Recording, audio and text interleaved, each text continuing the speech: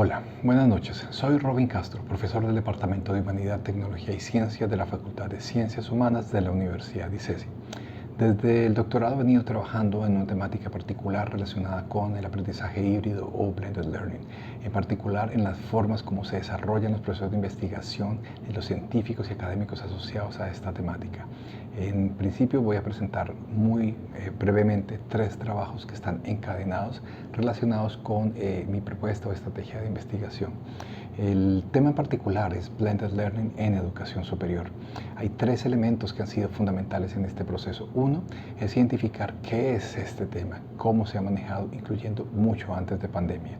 La tendencia, el primer artículo tiene o trata sobre tendencias en educación y las capacidades tecnológicas que aportan estas tecnologías a los entornos educativos. El artículo en cuestión se llama Blended Learning in Higher Education, Trends and Capabilities.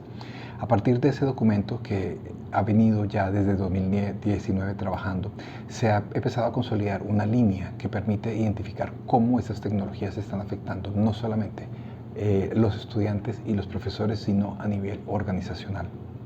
Parte de este trabajo se ha realizado con los procesos de revisión de literatura exhaustivos y sistemáticos que nos han permitido, aparte de poder identificar qué se está hablando en el momento, cómo se está organizando, cómo lo estamos entendiendo, pero también cómo estamos realizando ese proceso de consolidación de conocimiento y de saberes, cómo somos transparentes en la construcción de esas herramientas súper importantes que llamamos revisión de literatura y que nos gustaría o me gustaría particularmente poder resaltar o resignificar en estos momentos. El artículo que relaciona este trabajo se llama Transparency in Previous Literature Review about Blended Learning in Higher Education. Este trabajo lo que hace es una revisión de múltiples trabajos relacionados con revisión de literatura, es decir, múltiples de revisión de literatura, y analiza cada uno de los aspectos metodológicos utilizados para demostrar, para identificar los niveles de transparencia de los documentos. Cuando hablo de transparencia me refiero a la forma en que se explicita el trabajo realizado, la forma en que se explicita los hallazgos identificados, la forma en que se explicita las discusiones o las interpretaciones que se dan entre esa teoría analizada, identificada y esos hallazgos presentados. Esos elementos son fundamentales, me parece importantísimo poder asegurar un proceso más claro, mucho más sólido, mucho más sistemático, estructurado y reflexivo sobre los procesos de revisión de literatura. Entonces, esta forma en particular, ¿por qué? Porque mi trabajo, mi doctorado, o sea, soy de base ingeniero de sistemas, y trabajé en la universidad muchísimo tiempo. Posteriormente fui a hacer mi doctorado en Sociología de Ciencia y Tecnología, y en este doctorado pues básicamente nos interesa saber cómo se genera conocimiento, cuáles son esos procesos, esos mecanismos, esos protocolos que se desarrollan entre las personas y entre las instituciones para producir lo que llamamos ciencia, lo que llamamos tecnología. En particular me estoy concentrando mi línea de trabajo sobre Blended Learning en educación superior, como les he mencionado.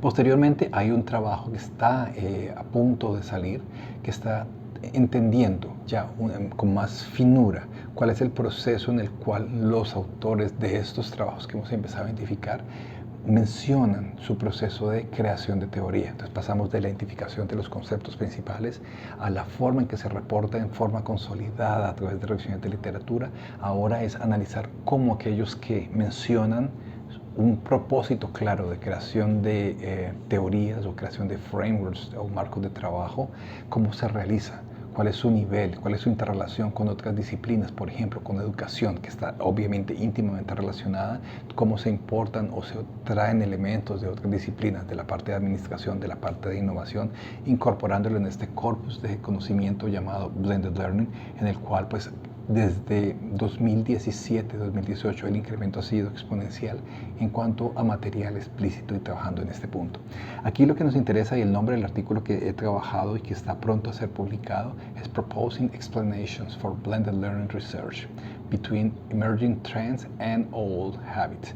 Esa es la idea de poder identificar cómo estamos produciendo, cómo identificamos esos elementos entre problematización, entre gap spotting, cómo podemos entender qué es lo que están haciendo los otros investigadores. En la primer punto lo trabajaremos 5 elementos. 1 son las tendencias tecnológicas. 2 son las capacidades que las tecnologías tienen para apoyar esa educación, que va a ser parte del primer artículo. Nos centramos uno en particular, que es la interacción humano-humano mediada por TIC. ¿Qué pasa ahora y en estos momentos, después del año pasado, marzo, con todos los GPTs, a ser una de las capacidades que he identificado, que es la interacción máquina, hombre-máquina, o humano-máquina, perdón, y que se hace absolutamente relevante en este momento. Uno de los puntos relevantes en esas interacciones humano-máquina tiene que ver con los temas de procesamiento del lenguaje natural y generación de contenido. Estos puntos vienen absolutamente relacionados con lo que hemos venido viviendo desde el marzo del año pasado aproximadamente, cuando todo este boom de GPTs empezó.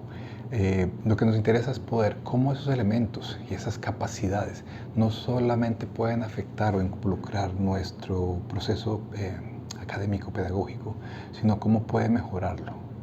En particular, cuando hablamos de la interacción humano-máquina, pues es muy relevante y está de moda y es lo actual, todo lo relacionado con inteligencia artificial, básicamente con los GPTs, con los procesos de generación de contenido, con el procesamiento del lenguaje natural, lo que nos está llevando a identificar una capacidad mucho más específica y en realidad considerar esto como un actor más de este proceso. Pasar de la mediación simplemente de esa interacción humano-humano a un proceso real de interacción entre hombre y máquina en el proceso educativo.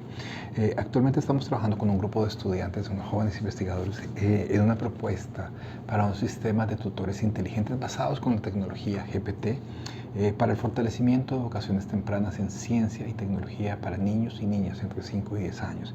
Es un piloto que estamos desarrollando, se está trabajando con las áreas de ciencias naturales, las áreas de educación y con esos jóvenes investigadores para presentar un piloto que podamos implementar muy pronto en alguna escuela o colegio de nuestra ciudad o zonas alrededores.